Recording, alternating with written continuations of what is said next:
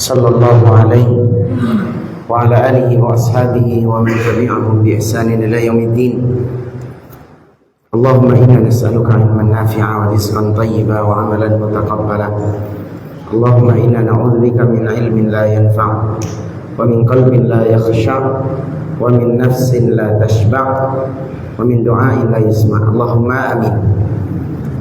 Alhamdulillah, segala puji bagi Allah Subhanahu wa taala,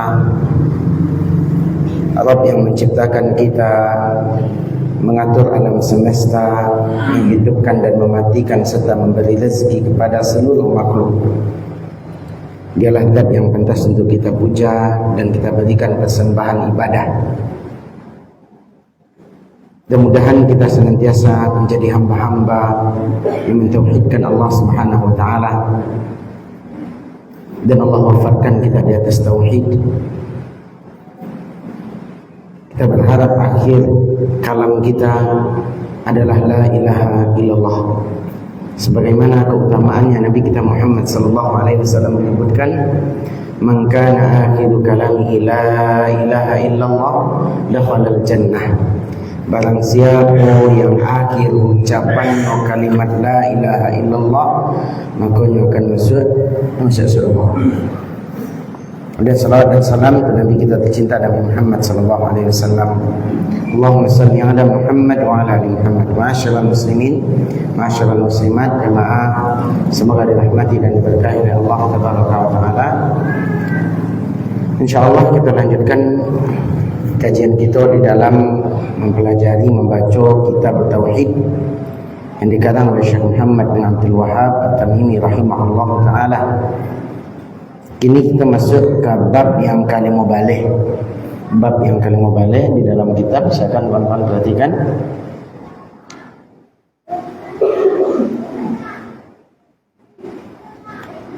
Yaitu bab tentang beribadah hanya kepada Allah Subhanahu wa taala. Wajibnya beribadah hanya kepada Allah Subhanahu wa taala dengan disertai dalil-dalil yang jelas, atau kewajiban mentauhidkan Allah Subhanahu wa taala. Di dalam bab ini Syekh Muhammad bin Abdul Wahhab menyebutkan beberapa dalil dari Al-Qur'an dan juga hadis-hadis Nabi Muhammad sallallahu alaihi wasallam. Dalil pertama yang disebutkan dalam bab ini yaitu surah Al-A'raf. Surah Al-A'raf ayat 191 dan 192. Ayat 191 dan 192. Allah Subhanahu wa taala mengatakan, ayusyrikuna ma la yakhluqu syai'an wa hum yakhlaqun wa la yastati'una lahum nasra wa la anfusahum yansurun. Kata Allah Subhanahu wa taala, yang artinya, kenapa mereka mempersekutukan Allah dengan sesuatu yang tidak bisa menciptakan? Ikan mas sekalian, terjemahannya baik-baik. Kenapa mereka, itu mereka yang dimukasikan orang-orang yang melakukan kesyirikan, Pak, orang-orang yang menyembah berhala, yang menyembah kepada selain Allah. Allah mengatakan, kenapa mereka menyekutukan Allah Subhanahu wa taala dengan sesuatu yang tidak bisa menciptakan. Masih berhala itu tidak bisa menciptakan. Wa hum yukhlaqun, sedangkan mereka, yaitu para berhala tersebut, merekalah yang diciptakan oleh Allah Subhanahu wa taala. Wala yastati'una lahum nasra, wala yastati'una lahum nasra. Begitu juga berhala-berhala tersebut atau sesembahan tersebut, mereka tidak bisa memberikan pertolongan kepada para penyembah mereka. Berhala-berhala atau yang disembah selain Allah tidak bisa memberikan pertolongan kepada yang menyembah mereka. Wala anfusahum yansurun, dan juga berhala-berhala tersebut tidak bisa menolong diri mereka sendiri. Berhala-berhala tersebut tidak bisa menolong dirinya sendiri. Jamaah kaum muslimin dan kaum muslimat, ini dalil yang menjelaskan tentang hakikat tauhid dan juga merupakan menjelaskan tentang kelemahan sesembahan selain Allah. Lemahnya sesembahan selain Allah. Yang mana pada bab sebelumnya juga Allah Subhanahu wa taala menyebutkan tentang lemahnya sesembahan selain Allah. Apa lemahnya? Pada bab sebelumnya surah Al-Ahqaf ayat 5 dan 6. Pada bab sebelumnya, silakan jemaah sekalian, ayat yang surah Al-Ahqaf ayat yang ke-5 dan ke-6. Allah menyebutkan tentang lemahnya sesembahan selain Allah. Pertama, ini menjadi sebab tersesatnya manusia. Kemudian yang kedua, mereka tidak bisa mengabulkan permintaan orang sampai di kiamat nanti dari sana. Itu kan kelemahan, Pak. Mereka tidak bisa mengadu. Kemudian mereka juga menyebabkan manusia lalai dari doa, berdoa kepada Allah. Dan nanti pada hari kiamat ini akan menjadi musuh bagi para penyembah-penyembah mereka. Itulah disebutkan kelemahan-kelemahan. Pada ayat itu pun, pada dalil berikutnya surah An-Naml ayat 62 disebutkan juga kelemahannya. Apa itu? Bahwasannya mereka tidak bisa menghilangkan keburukan yang telah Allah takdirkan. Ya, Pak? Sesembahan selain Allah tidak bisa menghilangkan keburukan yang telah Allah takdirkan untuk menimpa seseorang. Sebagaimana banyak di tengah-tengah kaum muslimin yang ketika terjadi musibah misalnya, terjadi bencana misalnya, maka mereka memberikan sembelihan untuk selain Allah dengan harapan apa? Bisa musibah tersebut terangkat. Celiklah dahulu ketika terjadi misalnya corona, Pak, banyak orang yang menyembelih untuk selain Allah, mengantarkan sesembelihan kata pilawi, bahkan hewan yang hidup diantarkan kata pilawi, diantarkan kambing kata pilawi, atau diantarkan kambing ke puncak bukit, atau tempat-tempat yang dianggap keramat, dengan tujuan apa? Bisa menghilangkan musibah yang menimpa. Padahal Allah Subhanahu wa taala mengatakan mereka tidak bisa menghilangkan kesulitan, kesusahan, termasuk musibah yang menimpa. Itu lemahnya, Pak. Maka sejatinya jemaah sekalian, ketika kita mempelajari tauhid, semakin yakin kita akan kebesaran dan kekuasaan Allah, semakin yakin kita dengan kekuatan Allah, dan sesembahan selain Allah itu adalah lemah. Nah, kini pada bab yang ke-15 Allah juga menyebutkan beberapa kelemahan sesembahan selain Allah. Allah menyebutkan beberapa kelemahan sesembahan selain Allah Subhanahu wa taala. Baik itu berhala-berhala ataupun kuburan-kuburan yang disembah, yang diyakini keramat, yang diyakini bisa memberikan manfaat dan menolak mudarat. Ketahuilah kaum muslimin, ini bantahan terhadap keyakinan batil tersebut. Allah Subhanahu wa taala menyebutkan empat kelemahan sesembahan selain Allah. Apa kata Allah Subhanahu wa taala? Ayusyrikuna ma la yakhluqu syai'a. Kenapa mereka menyekutukan Allah dengan sesuatu yang tidak bisa menciptakan? Yang pertama, Pak, berhala-berhala, kuburan-kuburan yang disembah, yang dianggap sakti, tempat-tempat yang dianggap keramat, mereka tidak bisa menciptakan. Ikut kelemahan pertama, Pak. Apakah sesuatu yang tidak bisa menciptakan dia berhak untuk disembah? Tanyaannya udah mas sekalian. Sesuatu yang tidak bisa menciptakan ini harus disembah? Tidak ada bisa menciptakan apa-apa dong. Ini kan kelemahan jemaah sekalian. Sedangkan Allah Subhanahu wa taala, salah satu nama Allah adalah Al-Khaliq. Apa arti Al-Khaliq? Maha Pencipta. Sedangkan seluruhnya selain Allah Subhanahu wa taala, dia bernama makhluk. Apa arti makhluk? Makhluk itu artinya yang diciptakan. Nah, coba. Seluruh yang ada ini selain Allah Subhanahu wa taala adalah makhluk. Makhluk, Pak. Kuburan yang disembah, berhala yang disembah, semuanya makhluk. Mereka tidak bisa menciptakan, jemaah. Ini kan lemahnya, Pak. Lemahnya sesembahan selain Allah. Itu yang pertama. Kemudian yang kedua, wa hum yukhlaqun. Justru mereka yang diciptakan. Mereka yang diciptakan, Pak. Yang sebelumnya tidak ada, kemudian menjadi ada. Sebagaimana dahulu berhala-berhala kaum musyrikin. Berhala-berhala itu saya yang buat. Saya buat berhala. Manusia, Pak. Mereka yang ciptakan, mereka yang mau kianya, Pak. Yang sebelumnya tidak ada, patung-patung tersebut tidak ada doh. Kemudian nyubueknya, Pak, diukinya, dipaeknya, sehingga berbentuk berhala. Berarti kan sebelumnya tidak ada doh. Ini diciptakan, ini dibuat. Mereka diciptakan. Justru yang andinya, Pak, yang membuat pula yang menyembah. Seharusnya kok iyo, tapi kok bukan sebuah keharusan. Seharusnya berhala itu yang menyembah, yang membuat. Kan ini yang membuat. Seharusnya.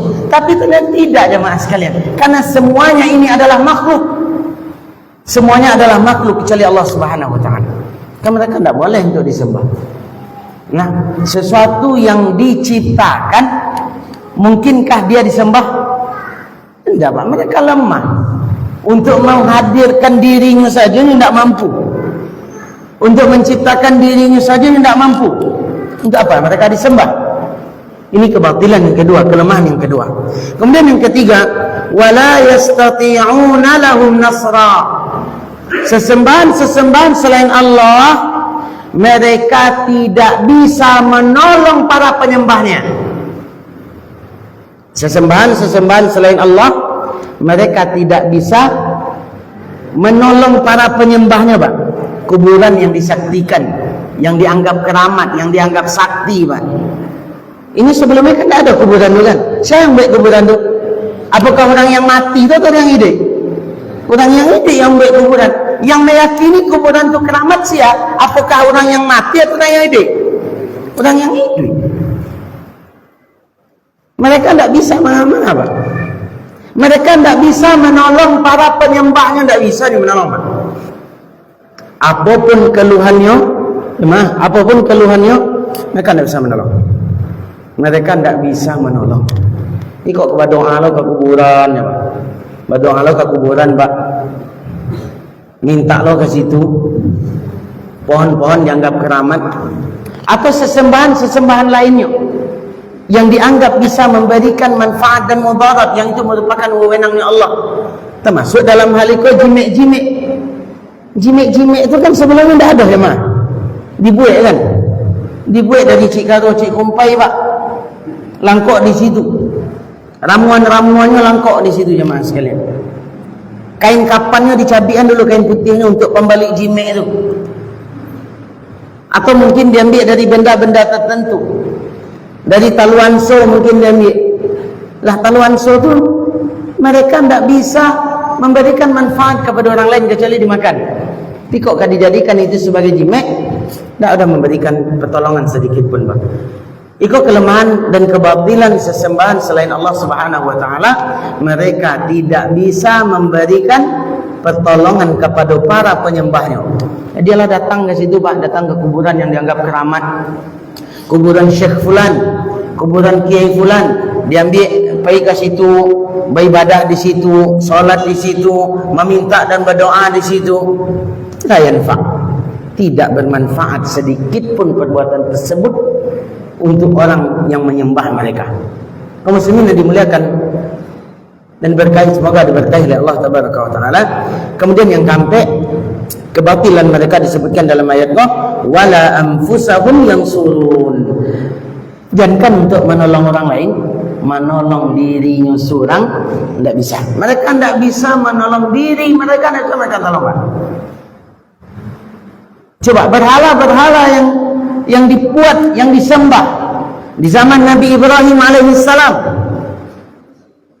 Itu kisah nyata jemaah, disebutkan oleh Allah dalam Al-Quran.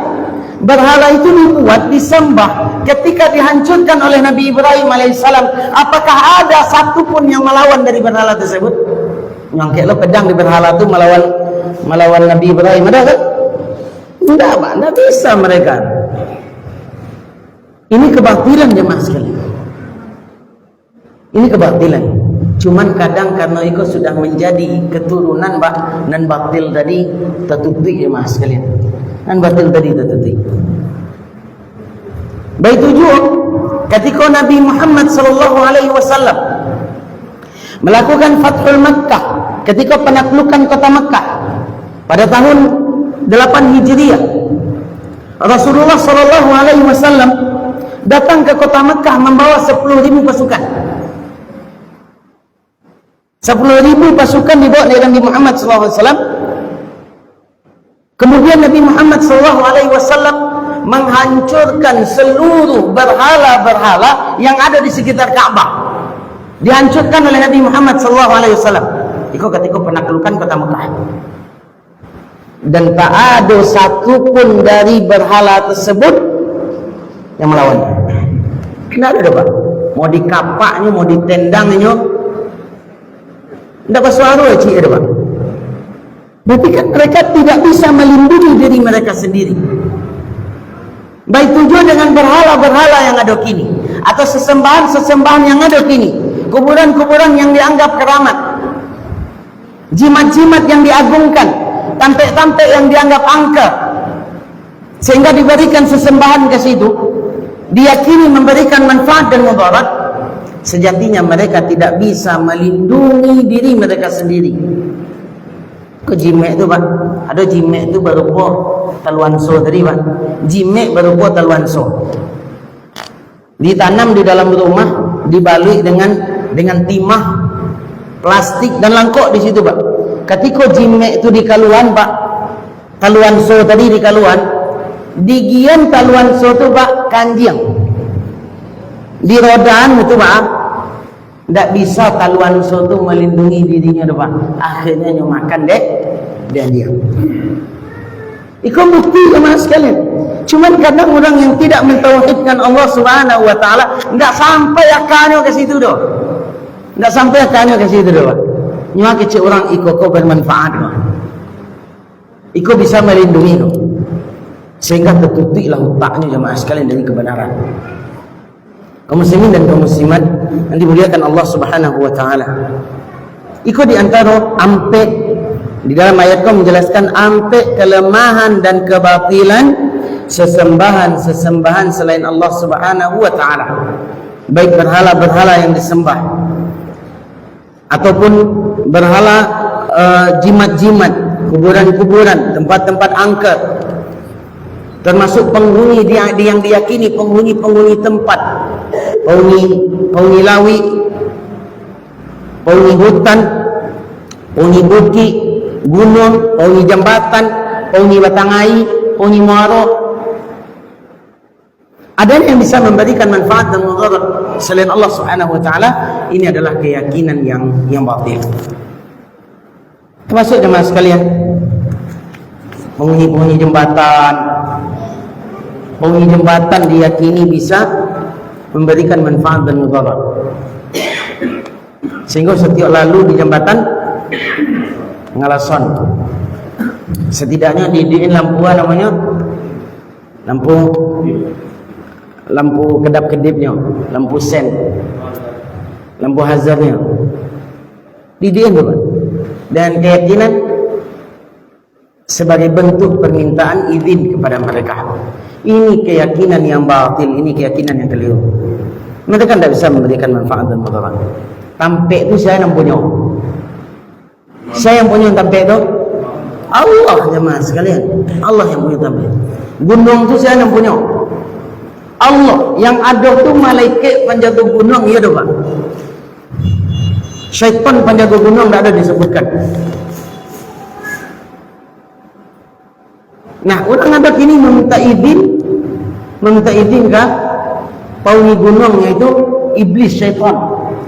Pauni tampek, pauni batu gadang, pauni kayu gadang, pauni pohon gadang, batang beringin gadang. Memang batang beringin tu kalau gadangnya agak seram Pak. Tu batang beringin kan? Batang beringin tu kalau nyo gadang seram Pak. Bagus itu. Nyo akal tak di dalam tanah saja tu. Akal itu mulai dari cabang-cabang tu pun ada bakal. Jadi memang seram. Boleh kalau nyo gadang rimbun Pak.